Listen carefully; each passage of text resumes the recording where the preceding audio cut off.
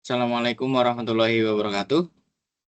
Pertama-tama perkenalkan nama saya Rafli Maulana Ibrahim dengan NIM 103062400889.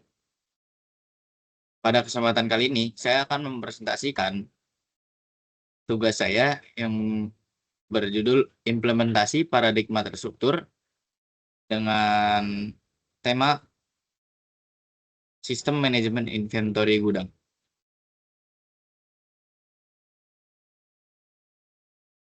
Baik, jadi sistem manajemen inventory gudang dirancang untuk mengelola proses keluar masuk barang secara terkomputerisasi. Sistem ini membantu admin gudang dalam mencatat penerimaan barang dari pemasok, pengeluaran barang untuk penjualan, serta memonitor stok terkini agar bagian pembelian dapat menentukan waktu stok dengan tepat. Nah, sistem manajemen inventory gudang ini memiliki beberapa fitur. Di antaranya, satu, penerimaan barang dari pemasok, yaitu mencatat detail barang yang diterima dan memperbarui data stok. Dua, pengeluaran barang untuk penjualan, yaitu mencatat barang keluar atas permintaan bagian penjualan dan mengurangi stok otomatis. Yang ketiga, monitoring dan laporan stok, yaitu menampilkan data barang masuk, keluar, dan sisa stok secara real time. Nah, selanjutnya ada entitas dalam sistem yang saya buat. Pertama ada admin gudang, dia mengelola transaksi masuk dan keluar barang. Yang kedua bagian pembelian, itu mengajukan permintaan restock jika stok menipis. Yang ketiga, bagian penjualan, dia mengirim permintaan barang ke gudang. Dan terakhir, pemasok menyediakan barang baru ke gudang yang sesuai yang diminta oleh bagian pembelian. Nah, ini untuk konteks diagram saya atau DFD level 0 saya. Selanjutnya, ini DFD level 1 saya. Nah, pertama-tama bagian pembelian akan melakukan permintaan stok ke proses sistem warehouse. Lalu sistem warehouse ini akan menyalurkan permintaan stoknya ke entitas pemasok. Sehingga pemasok akan mengeluarkan atau menginput data barang masuk ke dalam proses sistem warehouse. Nah, lalu bagian penjualan mengirim permintaan barang ke gudang agar nantinya barang itu akan dijual ke PT-PT lain misalkan. Lalu proses sistem warehouse akan mengeluarkan barang sesuai yang diminta oleh bagian penjualan. Nah, data barang masuk yang tadi dari pemasok itu akan lanjut ke dalam proses entry barang masuk, lalu masuk ke admin gudang. Nah, admin gudang akan mengelola data tersebut sehingga data tersebut akan masuk barang masuk dan masuk ke update dan monitoring stok agar dihitung dengan data keluar nanti. Nah, untuk data keluar, dia keluar dari proses sistem warehouse sebagaimana yang tadi diminta oleh bagian penjualan, lalu masuk data barang keluar tadi masuk ke entry data barang keluar, lalu lanjut ke admin gudang, lalu admin gudang mengelolanya sehingga masuk ke data barang keluar. Nah, sama seperti barang masuk, data barang keluar tadi akan masuk ke proses update dan monitoring data stok. Nah, update dan monitoring data stok ini akan menghitung stok lama dan stok barang masuk dengan barang keluar sehingga data terupdate akan masuk ke data storage data stok. Nah, lalu data stok akan mengembalikan atau memberi output data stok terkini ke proses update dan monitoring data stok dan lalu lanjut ke bagian pembelian yaitu memberi data berupa laporan stok. Selanjutnya ini spek proses 1 saya. Proses pertama itu entry barang masuk. Pertama, dapatkan barang data dari data pemasok, lalu validasi barang data tadi.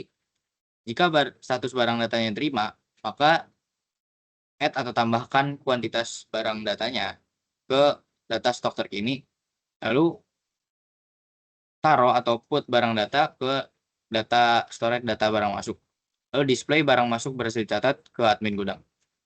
Jika status barang datanya belum diterima atau selain diterima, maka display barang belum diterima ke admin gudang. Lalu proses selesai. Proses kedua, entry data barang keluar, itu dapatkan atau get ya permintaan data dari data bagian penjualan. Lo temukan barang data di data stok terkini yang tadi proses tadi, lalu validasi permintaan data. Jika kuantitas barang datanya itu lebih banyak daripada kuantitas permintaan data atau barang yang diminta tadi, lalu subtract atau kurangi kuantitas permintaan data dari data stok terkini. Lalu taruh permintaan data ke data barang keluar. Display barang dikirim ke penjualan ke bagian penjualan. Lalu display transaksi keluar berhasil ke admin gudang. Lalu jika selain itu, maka stok tidak mencukupi ke bagian penjualan. Proses selesai. Proses ketiga itu sistem warehouse. Pertama, get permintaan stok atau dapatkan permintaan stok dari data permintaan stok. Lalu ambil data stok terkini dari data stok juga. Dan jika data stok terkini lebih dari kuantitas permintaan stok atau data stok terkini lebih banyak dari kuantitas permintaan stok, lalu kirim atau display seperti tadi, stok masih mencukupi, di stok belum diperlukan ke bagian pembelian. Lalu jika data stok terkini kurang, approve permintaan stok atau setujui permintaan stok, lalu kirim ke permintaan barang ke admin gudang. Proses selesai, lalu display proses sistem warehouse selesai ke admin gudang. Nah, proses terakhir yaitu update dan monitoring data stok. Get stok lama dari data stok dan get barang masuk dari data barang masuk dan juga get barang keluar dari data barang keluar. Lalu hitung stok terkini yang mana itu isinya stok lama ditambah kuantitas barang masuk dikurangi kuantitas barang keluar. Lalu setelah selesai dihitung, update data stok dengan stok terkini. Lalu buat laporan stok dari data stok. Lalu kirimkan laporan stok ke bagian pembelian. Lalu display data stok berhasil diperbarui dan laporan telah dikirim ke bagian pembelian ke admin gudang.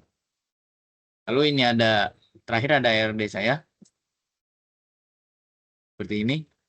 Masuk itu memasok barang masuk. Yang mana berarti hubungannya one to many. Lalu barang masuk itu mengandung barang ya. Many itu dengan kardinalitas many to many. Sehingga terdapatlah tabel jembatan atau tabel penghubung detail masuk. Lalu di sini ada bagian pembelian mengajukan permintaan stok one to many dan permintaan stok meminta barang many to one dan barang data stok memiliki barang itu one to one. Nah, di sini ada bagian penjualan meminta barang keluar yaitu one to many. Lalu barang keluar mengandung barang yang mana many to many seperti tadi, sehingga terbuatlah tabel penghubung atau tabel jembatan detail keluar. Nah, barang masuk dan barang keluar akan dicatat atau mencatat. Admin gudang akan mencatat barang masuk dan barang keluar. Mana admin akan selalu menjadi one dan barang masuk dan barang keluar akan jadi many. Cukup sekian dari saya. Sampai sini apakah ada pertanyaan?